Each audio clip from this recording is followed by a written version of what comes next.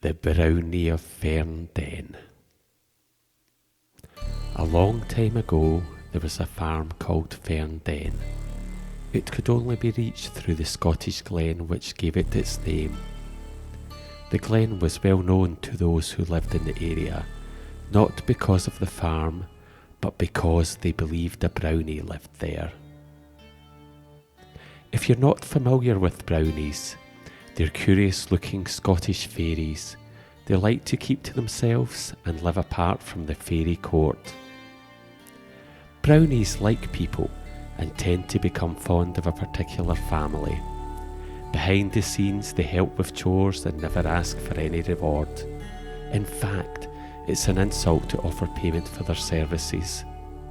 If the odd bit of food or drink should be left lying around and disappears, that's well enough, as long as no big deal is made of it. Years ago in Scotland, most good families had brownie help around the home, but these days it appears to be much less common. Getting back to the story, the Brownie of Fern Den was never seen during the day. At night, people said they saw glimpses of a weird figure moving between the trees. It was a bit scary, and all agreed a good reason not to go near the glen at night. The poor brownie, however, only stayed hidden as he didn't want to give them a fright. In fact, like his kin, all he ever wanted to do was help those who needed it. He happily helped from the shadows when they weren't looking. The brownie was really fond of the family and the farm. He enjoyed helping them.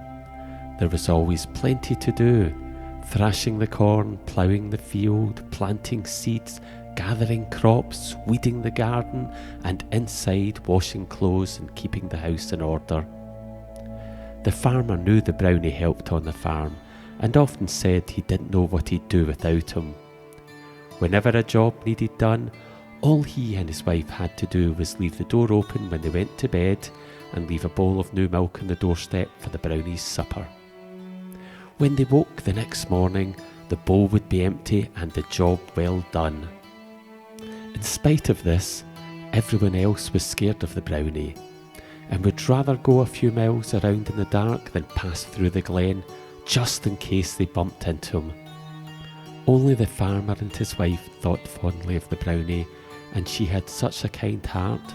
She always filled his bowl with the richest milk and added a good spoonful of cream to it, saying, "He works so hard for us and asks for nothing in return. He deserves the very best meal we can give him." One night, the farmer's wife became very ill. So ill indeed that all the household believed she was going to die. The farmer refused to leave her side. He wanted to be beside his wife if this were her final hours. The servants loved her dearly, but were young and they knew little about healing. There was, however, one final hope. There was an old woman who lived about 7 miles away on the other side of the river. She was known to be very wise and a great healer. But who would get her? It was midnight and the sky was starless and black. The way to the old woman's house lay straight through the glen. Anyone who travelled that way might meet the fearsome brownie. The farmer feared leaving his wife in case the worst should happen, and the servants huddled together, each one telling the other that they ought to go, but no one offering to go themselves. Little did they know that just outside the kitchen door, the object of their fear listened to their arguments. A misshapen figure with straggly long hair and beard and large piercing eyes stared anxiously from the shadows. The brownie had come up from the glen to see if there was work needing done, only to find the house in total panic. His heart sank when he heard the farmer's wife, who had shown him such kindness, was seriously ill. This quickly turned to anger when he heard the servants were so afraid of him that they refused to get the help she needed. "Fools, idiots, numpties," he muttered to himself, stamping his large feet on the floor. "They talk as though I take a bite out of them. If only they knew the trouble I take to stay out of their way. The poor lady will die unless I take matters into my own hands." With that, he reached up his hand, grabbed a dark cloak that belonged to the farmer, then threw it over his head and shoulders, hiding his strangely shaped form. He hurried to the stable and took the fastest horse he could find. "Run, like you've never run before," he said to the good steed. And because of the bond fairy folk have with all living creatures, the horse instantly knew what was at stake. They sped like the wind through the darkness and reached the wise woman's cottage in no time at all. She was in bed, fast asleep, but the brownie knocked sharply on the window. The old woman got up to see what the commotion was, and outside the window she saw a figure in the dark. It was cloaked and bent over slightly. A voice said, "Come quickly. The Lady of Fern Den is ill and in desperate need of your help." The old woman asked, "How will I get to her? Have they sent a cart for me?" She was anxious, as all she could see outside was the horse and its rider. "There's no time for that," replied the brownie. "Just climb up behind me and hang tight onto my waist.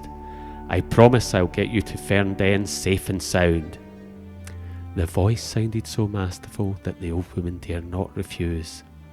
As soon as she was dressed, she left the house, quickly using the louping on stain to get on the horse. She clasped her arms tightly around the rider, and off they went.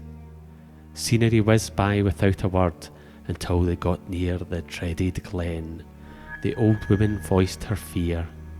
"Do you think there's a chance we'll meet the brownie? People say he's a terrifying sight." Her companion gave a curious laugh. "Never mind that rubbish," he said. "I promise you'll not see anyone uglier this night than the man you ride behind." The woman sighed with relief. "I'll be fine enough then. Though I haven't seen your face, I know you're a true man. You've a good heart to fetch me in the middle of the night for the Lady of Fern Den." They continued in silence until they had passed through the glen. When they reached the farm, the horseman quickly dismounted, and turning around, he lifted the old woman gently off the horse with long, strong arms. As he did, the cloak slipped off him, revealing his short, broad body and misshapen limbs. Surprised, she said, "What kind of man are you? Your eyes are so big, and what have you done to your feet? They're like frog's legs." The strange little man laughed. "I've wandered many a mile in my time without the help of a horse, and I've heard it can make your feet look a bit strange. But we've no time to waste in chatter. You'd better go quickly to the house, as there's a lady in need. If any ask who brought you here, tell them there were no men about, so you had to be content to ride behind the Brownie of Fern Den."